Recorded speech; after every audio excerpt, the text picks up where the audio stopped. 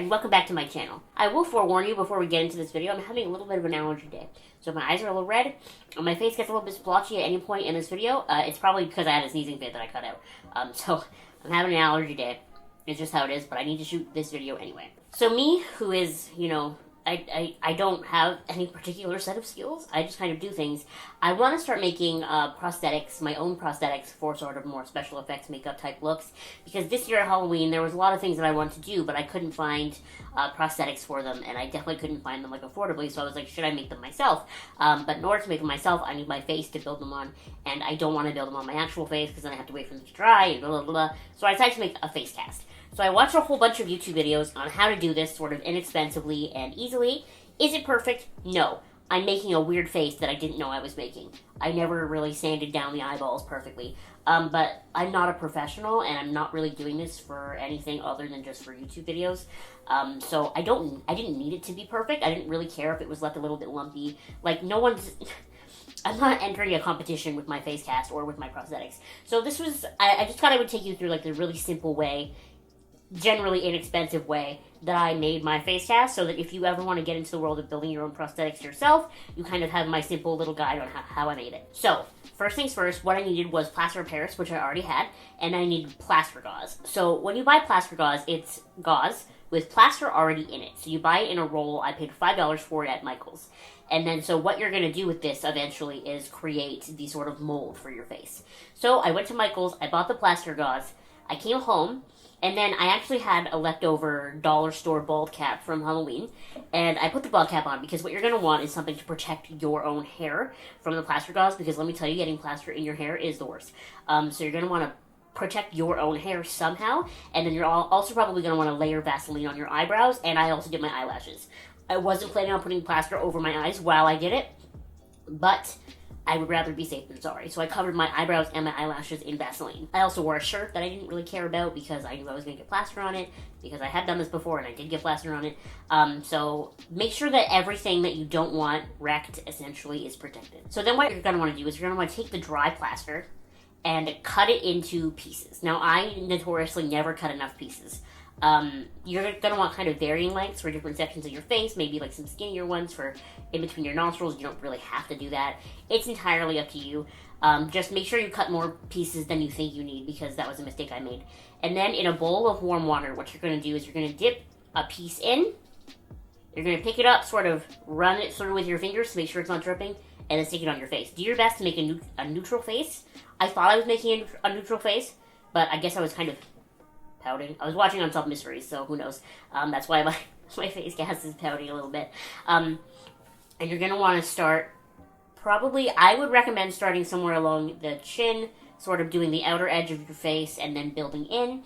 And then sort of once that dries, go on and do another layer of the plaster. I would say at least 2 layers while it's on your face. And then you're going to want to see it for a solid 20 minutes while it dries. After it dries on your face, you can sort of move your face around a little bit, wiggle your nose, move your lips around to sort of loosen it and take it off. Now, one of the first mistakes that I made was after that, I put a layer of plaster over the eyes. Only 1 layer. I should have gone through and put 2 or maybe even 3 layers over the eyes and the nose to cover those holes, and we will get back to the other mistake that I made after in a second, but that was one of the issues, was that I didn't put enough sort of plaster over the eyes, and that's why the eyes on my thing look sort of weird, because it wasn't concave, it ended up being a little bit convex. So I gave that, I think, a day or 2 to dry completely, so that it was completely dry when I went to put the plaster in it. So when I went to put the plaster in it, what I did was I took the mold and I completely coated the inside in Vaseline. I've seen other YouTube videos where other people used cooking, non-stick grease type sprays. I've seen, that sort of thing. My stepdad suggested I use saran wrap. I didn't want to do that because I didn't want to risk it leaving little sort of lines and stuff in it. So I completely coated the inside with Vaseline. Use more than you think you need, just to be safe. And then I sat it in a Sephora box, one that, my package came in. And I covered the inside with newspaper in order to sort of prop up the mask. Then I mixed my plaster and I poured it in. Now here is one of the biggest mistakes I made in the whole thing. When you mix plaster, it's supposed to be 2 parts plaster per 1 part water. I did that. I even measured it, but my plaster was still way too watery. So remember when I said I should have done more layers on the eyes? Here I have only 1 layer over the eyes and plaster that's too watery. So what happened is water watery plaster started leaking out of the front of the mold. And what kind of box did I have it in? A cardboard box. And not even any cardboard box, a cardboard box that came in the mail, so there were like holes and slits and stuff in it. So all of a sudden I could hear running water, and it was watery plaster dripping onto the floor. I freaked out. It's funny because I had originally intended to sit the box in a plastic bag, and I just neglected to do it, so I kind of really quickly put the box in a plastic bag to try to catch some of the water.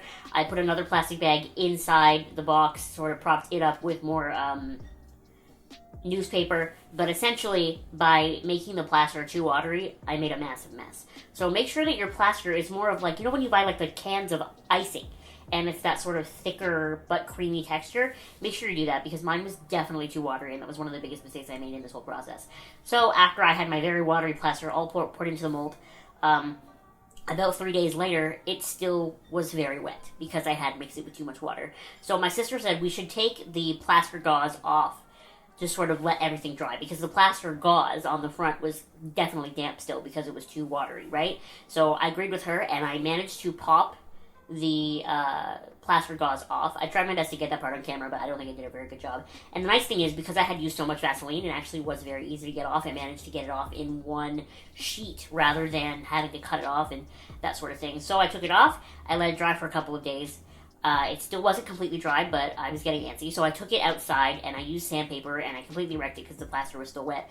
And I definitely sanded down some of the lumps and bumps. You'll see that mine definitely still has a couple of lumps and bumps in some spots. I didn't sand the eyes down very far. There's a hole in the nose, which I probably should have puttied in or something, but I'm not too worried about it. You know what I mean? Like, I'm just not too worried about it. The back has this big lump from plaster, but the back is probably the part that is taking the longest to dry. But it's been about a week and a half now, and it feels like it's almost dry, so that's why it's fine. And then after I sanded it down, what I did was I used just regular ModPodge. Do I have it over here? I don't. I'll insert a picture. Regular ModPodge. And in order to seal this, what I did, honestly, was I would dump a whole bunch of ModPodge in the various sections of the face. So I started with the forehead, dump a whole bunch, take one of those triangle sponges from the dollar store, and smooth it all out. And then I would do the nose and sort of the eyes and the cheeks and smooth it all out, and then the chin and smooth it all out with the sponge. Leave it for a day. The next day I would do another layer, and in total I did 3 coats of sealant on this. And that's it. That's how I did this. So I did it relatively inexpensively, just a couple of stuff from Michael's. Probably cost me maybe $20 in total, if I had to buy everything. But it wasn't expensive. It wasn't difficult to make. Just my biggest mistake was I made the plaster way too wet, because I'm stupid. So make sure you have a decent plaster structure.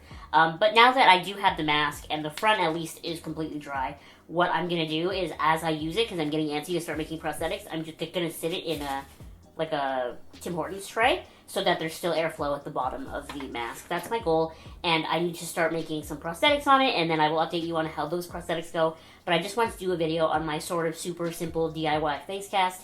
There are definitely other ways to make it. A lot of people use that stuff you use at the dentist to get molds for retainers and stuff, alginate, and that probably gives you a nicer looking face mask in the end, more detailed. But like I said, I just needed to make some cheesy prosthetics for my YouTube channel. I don't need it for anything super fancy, so I didn't really care if it wasn't perfect. I just needed something with some curvatures of my face to use as a base, you know? I buy really cheap liquid latex, so when I use liquid latex on my face, it really irritates my eyes. So the idea of building a prosthetic not on my face is like, I'm so looking forward to that. And anyway, this is a sort of inexpensive, you know, easy way that I made my not perfect, but usable face cast. Like I said, there are definitely better ways to do it. I don't think any of the other ways are easier or faster or less expensive, but they definitely give you a better outcome than mine in the end. But I'm fine with it, personally. Make sure you comment down below on what you think of my face cast attempt, and also what you think down below of what sort of prosthetics and stuff I should be making in the future. If you have any ideas, that would be great, because I'm up for ideas. I only have a couple, so any more, totally welcome. And please subscribe to my channel if you haven't already, and I will see you in my next video.